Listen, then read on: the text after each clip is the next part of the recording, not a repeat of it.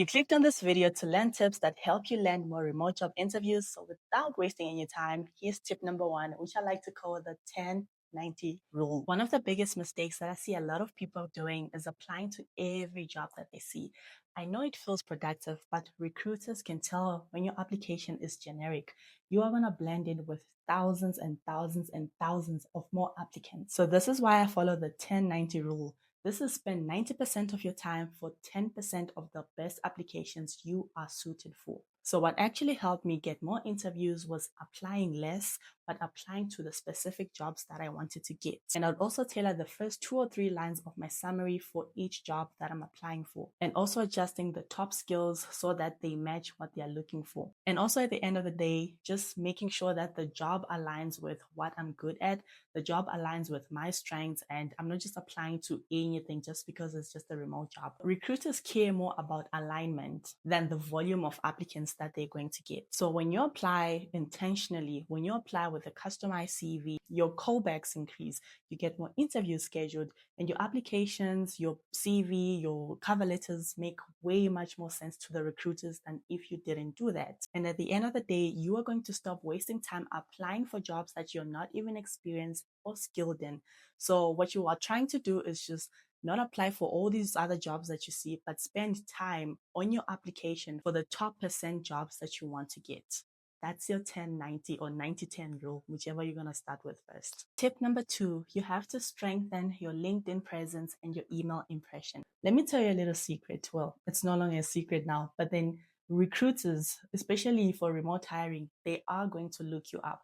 They are going to check your social media. Sometimes they are going to look up your LinkedIn. So it really needs to be one of those things that your LinkedIn is strong. Your LinkedIn makes quite the impression that you want the recruiter to see. They are going to check your LinkedIn profile, your LinkedIn banner, your photos, your headline, your posts even, all those things. I remember when I was doing hiring for this cleaning company I was at, I was actually tasked to look at those profiles, what they post online, things like that. So sometimes digital footprint matters, you guys, because if you're posting nonsense, that might be the one thing that can stop you from getting that remote job. You never know. So if something looks outdated or unprofessional or inappropriate, remote recruiters might shy away from contacting you. And then when it comes to your email, I have spoken about the email in a previous video. Please don't use cutegirl05 or maybe sweetbabycheeks@gmail.com. They don't want to see that. You have a better chance if you just have maybe your first name, last name, and a number at Gmail, at Outlook, at Yahoo, or at hotmail.com. Try to have a professional email. If you only have maybe, I use michaela.applications@gmail.com. I knew that the emails that I sent through were emails only for my applications. That's how I did it on my side. So make sure you have a strong LinkedIn presence. I am going to make a video on how to optimize your LinkedIn. So that's still in the works. And then just make sure you have a professional email. Tip number 3, apply on platforms where recruiters actually respond. So another major reason why a lot of people don't get interviews is that they are applying on sites where they are already destined to get ghosted. They are applying on websites where they barely get any responses. Now, I'm not going to name call or shame call any websites on here, but then here's what I can tell you. Remote-friendly recruitment companies almost always respond to you. And why is that? This is because their entire job is to find applicants like you. So when you apply and your profile gets selected, you're going to get more interviews, you're going to get more callbacks. And if you don't find the opportunity today, if you don't make it for that specific job that they contacted you for, I always say this, they are going to keep you in their database.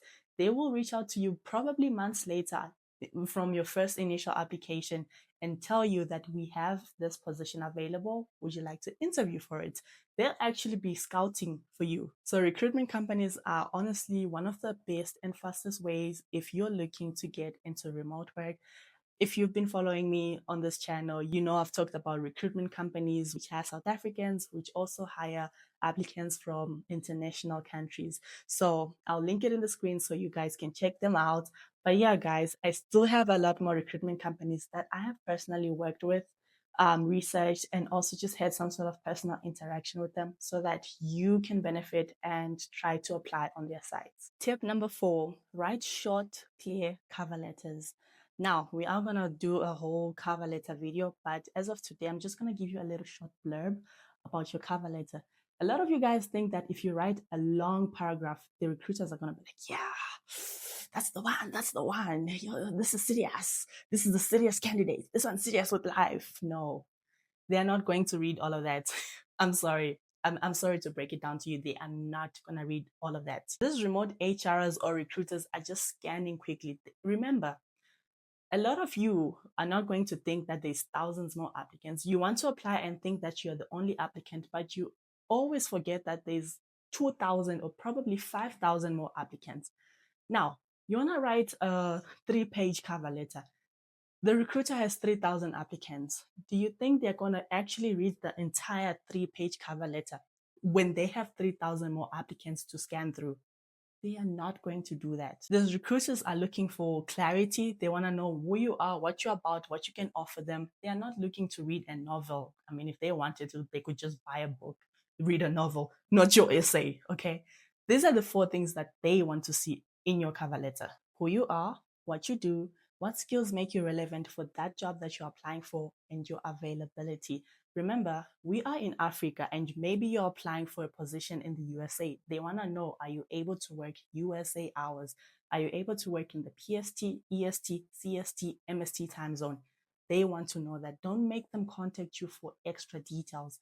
Put that availability in there. These are the only 4 things that they want to see. Don't bother them with long paragraphs. Should be 1 page. 1 page is enough. So if you give a short, warm introduction about yourself, including your skills and your availability, you have a higher chance of that recruiter contacting you for a remote interview. Let's move on to tip number 5, which I like to call the time zone hack. So this might be a small thing, but trust me, it makes a lot of difference. It matters. You might not have thought about it, but let me tell you today. If you're applying for jobs in the USA time zone, in Australia, or even in Canada, and you're applying in Africa, timing really matters. You have to consider the time zone. Let me give an example of this.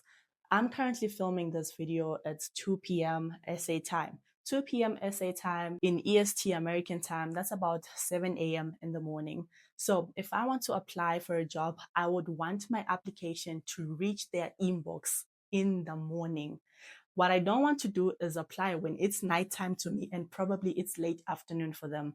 You don't want to do that. You want your application or your email to be the first thing that the recruiter is going to see, not way at the bottom. So really consider the time differences. So you can use a software or tool such as TimeBuddy, and it helps you see. This is not sponsored. I'm just mentioning the tool that I use.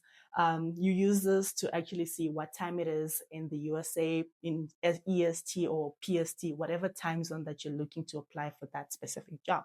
And another little trick that you can do is to schedule your emails, because sometimes it's like way late at night for us. So maybe you can't stay up around 2 a.m. or 3 a.m., but you can schedule your email to send at their time in the morning, their time in the afternoon while you're busy sleeping. That's what you can do if you can't stay up and apply and send your application at that time. So really do consider time zones, because timing really does matter. If you apply, you might have a great CV. Okay, you might have a great CV, but if you apply late, the recruiter is not going to see it.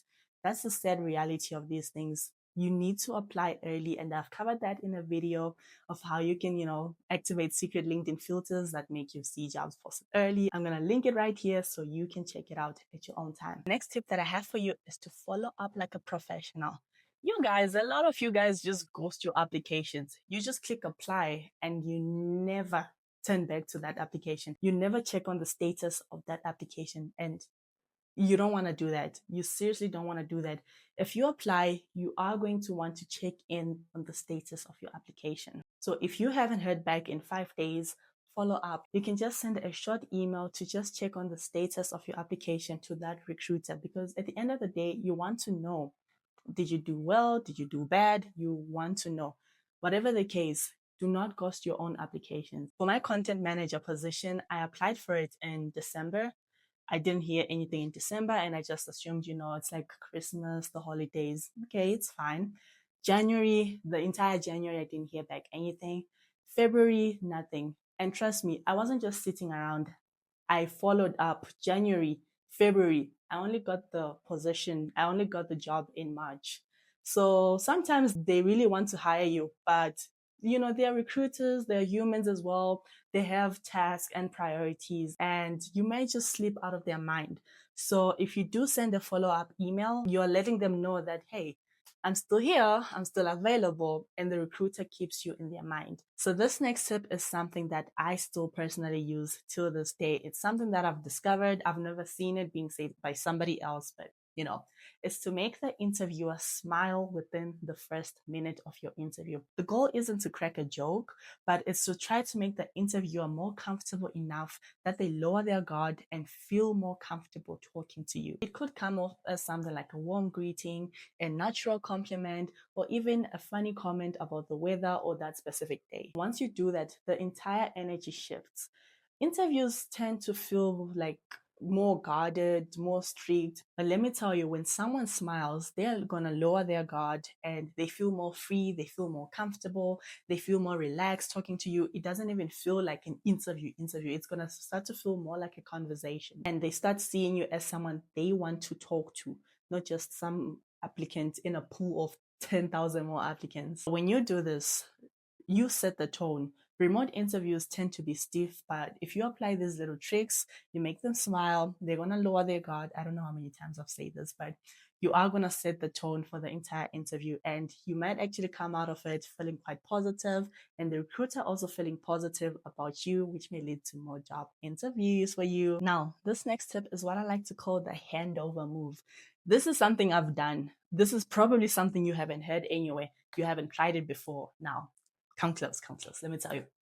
The handover move, this is specifically for if you are interviewing with a recruitment company. So chances are, if you are following me, if you subscribe to this channel, you are going to do a lot of recruitment company-based interviews, because that's how I got most of my jobs. It was through recruitment companies, which is why I always vouch for recruitment companies. Now, let me explain to you the handover move. So when you're in an interview, there's usually the recruitment agent, yourself, and then the client in that Zoom call or Google Meet or Teams meeting. And the agent is usually the one to introduce you to the client. And at that moment, before you speak to the client, this is something that I always do. Number one, I thank the agent for facilitating the call. Number two, I also thank the client for meeting with me. Number three, and then I introduce myself. So it can go something like this. Thank you so much, Jane, for facilitating this call. I really appreciate the time that you took in your calendar to make this call happen. Thank you so much, Sarah, for meeting up with me today. I am super excited to learn more about your company and tell you about myself. Now, my name is Fafie. I'm blah, blah, blah, blah, blah, blah. That's it. Acknowledge the agent, thank the client, introduce yourself. That is a power move. And let me tell you what this does. It shows your emotional intelligence. It shows you're professional. It shows you're confident. And here's something else. The recruitment agent and the client are interviewing more people, and I can bet you nobody else is saying that. So immediately you say that, you are standing out. Literally, you are standing out, because the client is going to remember you. Oh, she can handle meetings well. Oh, she can talk nicely. She can lead, or she does whole nice handovers, that sort of thing. And that is something that they might be actually looking for. Now, this last tip is what I like to call the tennis match method. You are wanting to make the interview a conversation, not an interrogation. These interviews shouldn't feel stiff. You must walk in there with confidence, with friendliness, and not trying to think that they're going to ask me questions after questions. I don't even know how I'm going to respond, things like that. Feel free and confident. It's a tennis match. So here's the move. Why I say it's a tennis match, because if they ask you something, you're going to ask back something in return, like a whole tennis match. So if they say, what management style do you prefer? You answer confidently and then try to hit the ball back to them. I thrive under this type of management, but I'm curious, how would you describe the feedback culture on your team? This shifts the dynamic. It takes the pressure off of you and it relaxes the interviewer. This is when you start leading the interview, not having to survive the interview. Now, here's an extra tip for you. I didn't even think I was going to say this, but this is about when you're closing the interview. A lot of the time, they're going to ask you, do you have any questions for us? And if you say, no, I don't, yeah, they're not going to remember you. you are going to want to say something that the recruiter or the client is going to remember.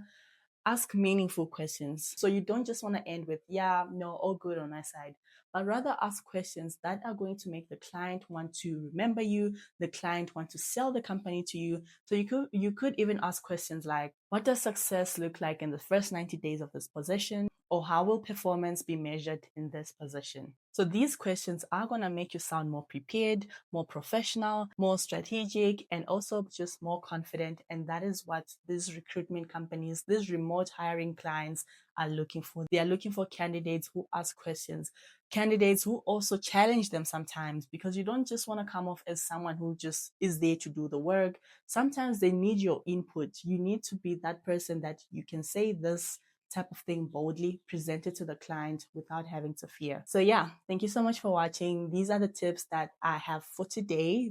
Believe me, I am going to share more tips. But as usual, please like, share, subscribe, comment, and yeah, I will see you on the next video.